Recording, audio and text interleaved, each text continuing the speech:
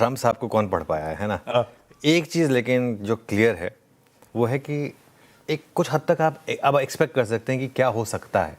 जो टाको ट्रेड की हम लगातार बात करते हैं ना, टाको ट्रेड की, ट्रम्प ऑलवेज चिकन्स आउट, वो आई थिंक एक बार फिर से प्ले आउट हुई है।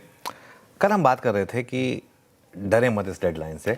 गिफ्ट निफ्टी क्यों नीचे, उसका भी मैं कारण बताऊंगा। डरे मत इस डेडलाइन से, क्योंकि ये नहीं होगा कि बस ये डेडलाइन खत्म होगी और बमबारी शुरू हो जाएगी।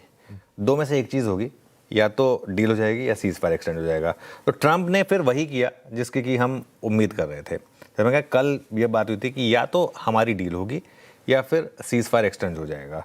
और इस बार तो सीज फायर ये भी नहीं कि 1 हफ्ते के लिए है, 10 दिन के लिए है, 15 दिन के लिए, इनडेफिनेट है। भाई ईरान की गवर्नमेंट बोलते हैं कि वो तबाह हो चुकी है, तो पाकिस्तान ने हमें रिक्वेस्ट की है, अब ईरान को चला कौन रहा है फिर।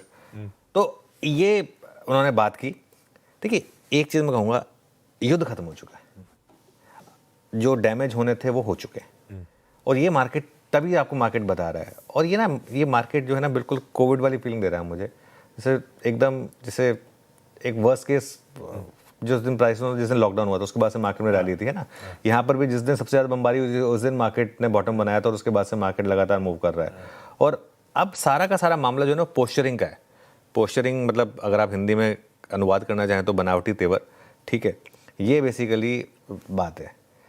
अब इशू एक ये है, पहले कौन पीछे हटेगा, पहले ट्रम्प वो ब्लॉकेड खोलेंगे या फिर ईरान हॉर्मोज खोलेगा। देखिए इस चीज़ को समझिए, अगर वो हॉर्मोज के ग्राफिक्स हों तो या फिर वो होत रखेगा।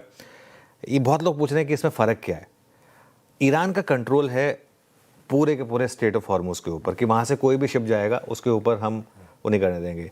जो यूएस की ब्लॉकेड है, फिर वो क्या है, यूएस की ब्लॉकेड है, यूएस ने अपने नेवी के जो सब टैंकर्स वगैरह सब वहाँ पर बिठाए हुए हैं, वो स्पेसिफिकली सिर्फ ईरानियन वेसल्स को टारगेट कर रहे हैं, वो ब्लॉकेड है।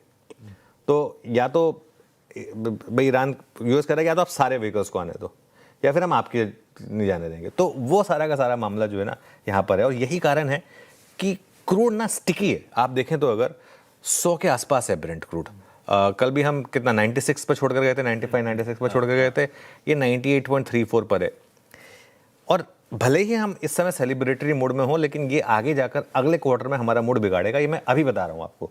अभी तो हम रैली एंजॉय कर रहे हैं, करनी भी चाहिए, लेकिन अगले क्वार्टर में ये मूड बिगाड़ेगा, ध्यान रखिएगा।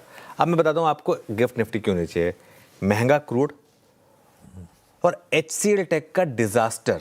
आई थिंक आज का accident of the day by a long distance HCL tech होने वाला है। उसकी वजह से वो खुद तो डूबेंगे सनम, आपको भी ले डूबेंगे। आज वो होने वाला है HCL टेक के साथ, पूरे के पूरा IT सेक्टर को आज ये लेके डूबने वाला है HCL टेक। फिर भी मेरा मानना ये है कि गिफ्ट निफ्टी का इतना नीचे नहीं होना चाहिए था, क्योंकि ऑन बैलेंस तो न्यूज़ पॉजिटिव है कि भाई वो सीज फायर एक्सटेंड ही हुआ है। तो अगर गैप डाउन हुआ और बड़ा गैप डाउन हुआ तो वो बाइंग अपॉर्चुनिटी होगी, लेकिन एक ट्रेलिंग स्टॉप लॉस के साथ। और मिड कैप और स्मॉल कैप यहाँ पर फोकस करें। मेरा मानना ये है कि खैर ट्रेडिंग की तो हमने लगातार बात की है, लेकिन वेल्थ क्रिएशन का फेज चल रहा है इस समय मार्केट में। पिछले 1 महीने से अगर आप देखें अच्छे स्टॉक्स में जिस तरीके के मूव्स आए हैं, ये वापस जैसे मैं कह रहा हूँ वो पोस्ट कोविड जो एक बड़ी रैली हुई थी ना मिड कैप और स्मॉल कैप में, उसकी तरफ इशारा कर रही है। जिस तरीके से मिड और स्मॉल कैप, और मिड और स्मॉल कैप पर आशीष हम पिछले 1 महीने से अनअडल्टरेटेड बोल रहे हैं, इवन बिफोर निफ्टी में बॉटम बना था उससे पहले से। और ये मेरा मानना है कि ऑलमोस्ट 2-2.5 साल के बाद मैं पॉजिटिव हुआ था मिड कैप स्मॉल। मैं काफ़ी नॉर्मली कंजर्वेटिव रहता हूँ मिड और स्मॉल कैप पे, लेकिन अब मैं थोड़ा पॉजिटिव हुआ हूँ पिछले 1 महीने से, और वो व्यू अभी तक इंटैक्ट है। सच है। वैसे आज नया टर्म सीखा मैंने, पॉस्चरिंग मतलब बनावटी तेवर। बनावटी तेवर चल रहे हैं इस समय, तो थोड़े से समीकरण हमारे लिए अलग से बिगड़े हुए। अदरवाइज अपने आप में सीज फायर का मतलब गिरावट में खरीदारी करने का ही मन बनाना है। समीकरण तो अपफ्रंट समझ में आ गए। पर